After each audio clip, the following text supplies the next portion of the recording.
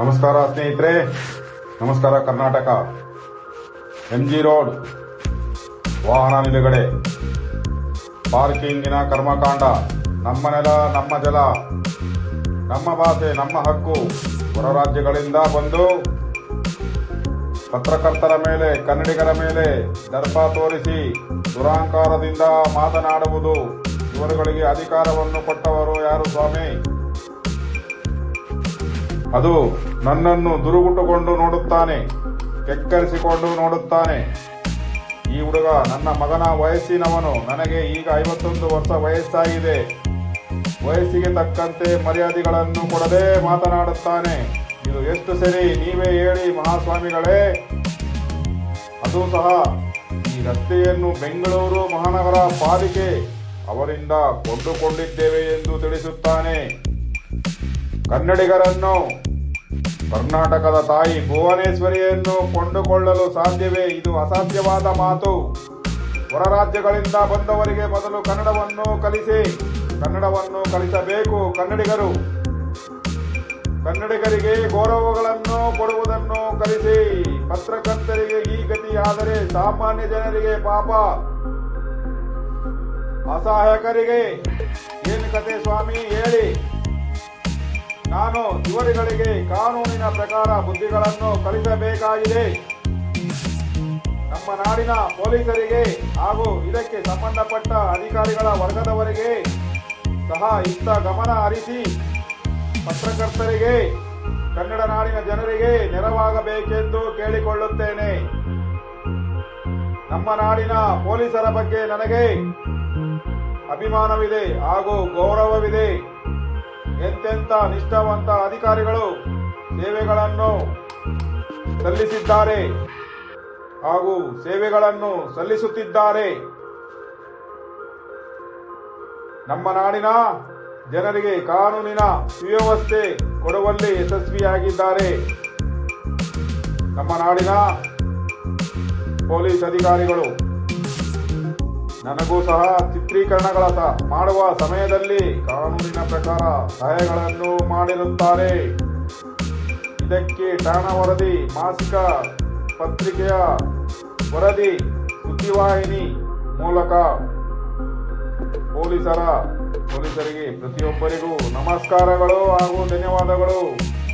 Police ಇಲಾಖೆಯಲ್ಲಿ ಸೇವೆ ಸಲ್ಲಿಸುತ್ತಿರುವವರಿಗೆ ಪ್ರತಿಯೊಬ್ಬರಿಗೂ ಸುದ್ದಿವಾಹಿನಿಯ ಮೂಲಕ ಸುದ್ದಿಗಳನ್ನು ಮಾಡುತ್ತಾ ಇರುತ್ತೇನೆ. ಕರ್ನಾಟಕ ಅಧಿಕಾರಿಗಳೇ, ರಾಜಕಾರಣಿಗಳೇ, ಕನ್ನಡ ಪರ ಚಿಂತಕರೇ, ಸಂಘಟನೆಗಳ ಕರ್ನಾಟಕ ರಕ್ಷಣಾ ವೇದಿಕೆ ಅವರುಗಳು ಇಂಥವರುಗಳಿಗೆ ಬುದ್ಧಿಗಳನ್ನು ಕಲಿಸಬೇಕು.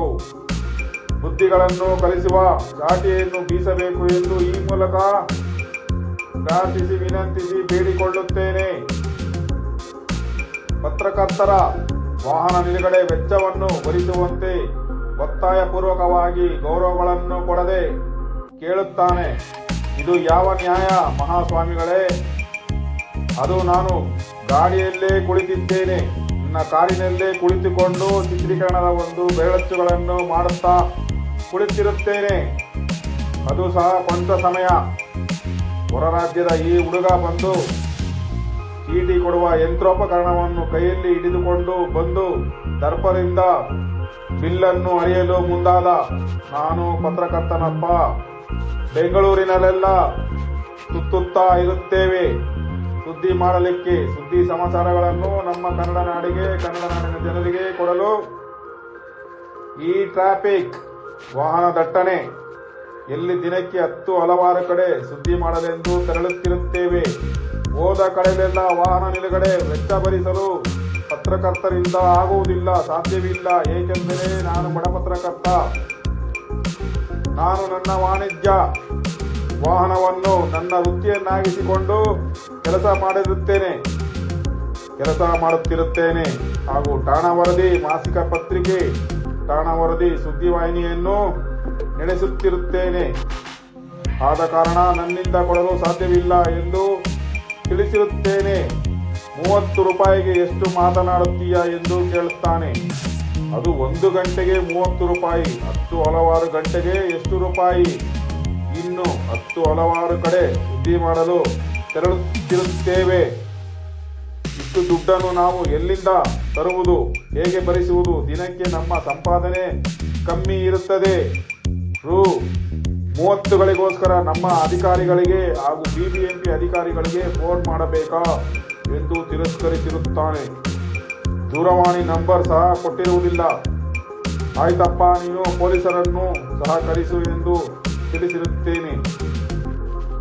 ಎಷ್ಟೇ ಹೇಳಿದರೂ ಸಹ ಅವನು ದೂರ ಸರಿಯದೆ ನನ್ನ ವಾಹನದ ಹಿಂದೆ ಮುಂದೆ ಅತ್ತ ಇತ್ತ ಓಡಾಡುತ್ತಿರುತ್ತಾನೆ. ನಮಗೆ ಕೆಲಸಗಳು ಹೆಚ್ಚಾಗಿರುತ್ತದೆ. ಆದ ಕಾರಣ ಸ್ವಲ್ಪ ಸಮಯ ನನ್ನ 4 ಚಕ್ರದ ವಾಹನ ಒಳಗೆ ಕುಳಿತು ವಾಹನದ ಬಾಗಿಲಿನ ಬೀಗ ಹಾಕಿಕೊಂಡು ಅಲ್ಲೇ ಮಾಡಿಯಾನು ಎಂದು ಅಲ್ಲಿಂದ ತೆರಳಿರುತ್ತೇನೆ. ಸ್ನೇಹಿತರೇ, ಗುರು ಹಿರಿಯರೇ, ನಾನು ಯಾವುದೇ ಜಾತಿ ಮತ ಪಂಥ ಭೇದ ಭಾವಗಳೂ ಮಾಡುವುದಿಲ್ಲ. ಹೆಣ್ಣು ಗಂಡು ಎಂಬ ತಾರತಮ್ಯಗಳೂ ಮಾಡುವುದಿಲ್ಲ. ಎಲ್ಲರೂ ಒಂದೇ ನಾಡಿನ ಮಕ್ಕಳು. ನಮ್ಮ ಕನ್ನಡ ನಾಡಿನ ಮಕ್ಕಳು ಒಂದೇ ತಂದೆ ತಾಯಿಯ ಮಕ್ಕಳು ಎಂದು ಭಾವಿಸುತ್ತಾ ಪ್ರತಿಯೊಬ್ಬರನ್ನು ಗೌರವಿಸುತ್ತೇನೆ. ಪ್ರತಿಯೊಬ್ಬರಿಗೂ ಗೌರವಗಳನ್ನು ಕೊಟ್ಟು ಮಾತನಾಡುತ್ತೇನೆ. ಇದೇ ನನ್ನ ಧರ್ಮ. ದಯವಿಟ್ಟು ಎಲ್ಲರೂ ಕನ್ನಡ ನಾಡಿನ ತಾಯಿ ಭುವನೇಶ್ವರಿಯ ಸೇವೆಯನ್ನು ಮಾಡಿ ಎಂದು ತಿಳಿಸುತ್ತೇನೆ. ನಮಗೆ ಇಲ್ಲಿ ಜನ್ಮ ಕೊಟ್ಟಿದ್ದಕ್ಕೆ ತಾಯಿನಾಡಿನ ಋಣವನ್ನು ತೀರಿಸಿ ಎಂದು ಪ್ರಾರ್ಥಿಸಿ ವಿನಂತಿಸಿ ಬೇಡಿಕೊಳ್ಳುತ್ತೇನೆ. ನಮಸ್ಕಾರ ಸ್ನೇಹಿತರೆ, ನಮಸ್ಕಾರ ಕರ್ನಾಟಕ. ಹಣವನ್ನು ಭರಿಸಲು ನನ್ನಿಂದ ಸಾಧ್ಯವಿಲ್ಲ. ಹಣದ ಕೊರತೆ ಇದೆ ನಮಗೆ ಎಂದು ತಿಳಿಸಿರುತ್ತೇನೆ. ಆತ ಕನ್ನಡ ಬರದೆ ಹಿಂದಿಯಲ್ಲಿ ಮಾತನಾಡತೊಡಗಿದ. ದುರಹಂಕಾರದ ಮಾತುಗಳು. ಅವನು ಅಂದುಕೊಂಡಿದ್ದ ನನಗೆ ಹಿಂದಿ ಬರುವುದಿಲ್ಲ ಎಂದು. ನಾನು ಸ್ವಚ್ಛವಾಗಿ ಹಿಂದಿಯನ್ನು ಮಾತಾಡಬಲ್ಲೆ. ನಾನು ಅರ್ಥ ಮಾಡಿಕೊಂಡು ಕನ್ನಡ ನಾಡಿನಲ್ಲಿ ಇದ್ಯಾ, ಕರ್ನಾಟಕದಲ್ಲಿ ಇದ್ಯಾ, ಕನ್ನಡ ತಾಯಿಯ ಭೂಗರ್ಭದಲ್ಲಿ ಇದ್ಯಾ, ನೀನು ಕನ್ನಡದಲ್ಲಿ ಮಾತನಾಡಬೇಕೆಂದು ಕೇಳಿಕೊಂಡೆ ಎಂದು ತಿಳಿಸಿದೆ. ಅವನು ನನಗೆ ಕನ್ನಡ ಬರುವುದಿಲ್ಲ ಎಂದು ಕೆಟ್ಟದಾಗಿ ಮಾತನಾಡಿದ. ನಾನು ಸಹಿಸಿಕೊಂಡು ತಕ್ಷಣ ಚಿತ್ರೀಕರಣ ಹಾಗೂ ಧ್ವನಿ ಸುರುಳಿಯನ್ನು ಮಾಡಿರುತ್ತೇನೆ. ಇದು ನನ್ನ ಸುದ್ದಿವಾಹಿನಿಯಲ್ಲಿ ಪ್ರಸಾರ ಮಾಡುತ್ತಿದ್ದೇನೆ. ದಯವಿಟ್ಟು ಕನ್ನಡ ನಾಡಿನ ಕರ್ನಾಟಕದ ಗುರು ಹಿರಿಯರು ಹಾಗೂ ನನ್ನ ಸ್ನೇಹಿತರು, ಬಂಧು ಮಿತ್ರರು, ಕನ್ನಡ ಕುಲಕೋಟಿಗರು ನನ್ನ ಸುದ್ದಿವಾಹಿನಿಯನ್ನು ವೀಕ್ಷಿಸಿ ಚಂದಾದಾರರಾಗಿ ಸಬ್ಸ್ಕ್ರೈಬ್ ಮಾಡಿಕೊಂಡು ನಿಮ್ಮ ಬಂಧು ಮಿತ್ರರಿಗೆ ಹಂಚಿಕೊಂಡು ಪ್ರತಿಯೊಬ್ಬರಿಗೂ ಶೇರ್ ಮಾಡಬೇಕೆಂದು ಈ ಮೂಲಕ ಕನ್ನಡ ನಾಡಿನ ಜನರನ್ನು ಕೇಳಿಕೊಳ್ಳುತ್ತೇನೆ. ಹಾಗೂ ಒಂದು ಮೆಚ್ಚುಗೆಯನ್ನು ಕೊಟ್ಟು ಲೈಕ್ ಮಾಡಬೇಕೆಂದು ಸಹ ಕೇಳಿಕೊಳ್ಳುತ್ತೇನೆ. ಇದೇ ರೀತಿ ಸುದ್ದಿಗಳನ್ನು ಮಾಡಲು ಕನ್ನಡ ನಾಡಿನ ಜನರು ನನಗೆ ಮಾಹಿತಿಗಳನ್ನು ಕೊಡಬೇಕೆಂದು ಕೇಳಿಕೊಳ್ಳುತ್ತೇನೆ. ನೀವಿರುವಲ್ಲಿಗೆ ಬಂದು ಚಿತ್ರೀಕರಣಗಳನ್ನು ಮಾಡುತ್ತೇನೆ. ಜಾಹೀರಾತು ಸುದ್ದಿಗಳನ್ನು ಕೊಡಬೇಕೆಂದು ಅಡ್ವರ್ಟೈಸ್ಮೆಂಟ್ ನೀಡುವಂತೆ ಈ ಮೂಲಕ ತಮ್ಮಲ್ಲಿ ಕೇಳಿಕೊಳ್ಳುತ್ತೇನೆ. ಇದಕ್ಕೆ ಸಂಬಂಧಪಟ್ಟ ಅಧಿಕಾರಿಗಳು ಇವರುಗಳ ನಡವಳಿಕೆಗಳು, ಹೊರ ರಾಜ್ಯದವರ ನಡವಳಿಕೆಗಳು, ಇವರುಗಳಿಗೆ ಬುದ್ಧಿ ಕಾನೂನಿನ ಪ್ರಕಾರ ಕಲಿಸಬೇಕೆಂದು ಅಧಿಕಾರಿಗಳಿಗೆ ಇತ್ತ ಗಮನ ಹರಿಸಬೇಕೆಂದು ಕೇಳಿಕೊಳ್ಳುತ್ತೇನೆ. ನಾನು ಖಾಸಗಿ ಜಾಗದಲ್ಲಿ ನಿಲ್ದಾಣವನ್ನು ಮಾಡಿರುವುದಿಲ್ಲ. ತಾಯಿ ಭುವನೇಶ್ವರಿ ಭೂಗರ್ಭದಲ್ಲಿ ಸಾರ್ವಜನಿಕರ ರಸ್ತೆಯಲ್ಲಿ ನಿಲ್ದಾಣವನ್ನು ಮಾಡಿರುತ್ತೇನೆ. ಸಾರ್ವಜನಿಕರ ವಾಹನ ನಿಲುಗಡೆ ಜಾಗದಲ್ಲಿ ನಿಲ್ದಾಣ ಮಾಡಿದರೆ ಇದಕ್ಕೆ ವೆಚ್ಚ ಭರಿಸಬೇಕಾ ಮಹಾಸ್ವಾಮಿಗಳೇ? ಕನ್ನಡ ನಾಡಿನ ಜನರನ್ನು, ಕನ್ನಡಿಗರನ್ನು, ಕನ್ನಡ ನಾಡಿನ ತಾಯಿ ಭುವನೇಶ್ವರಿಯನ್ನು ಮಾರಾಟಕ್ಕಿಟ್ಟಿದ್ದೀರಾ ತಾವುಗಳು ಹೊರ ರಾಜ್ಯದವರಿಗೆ?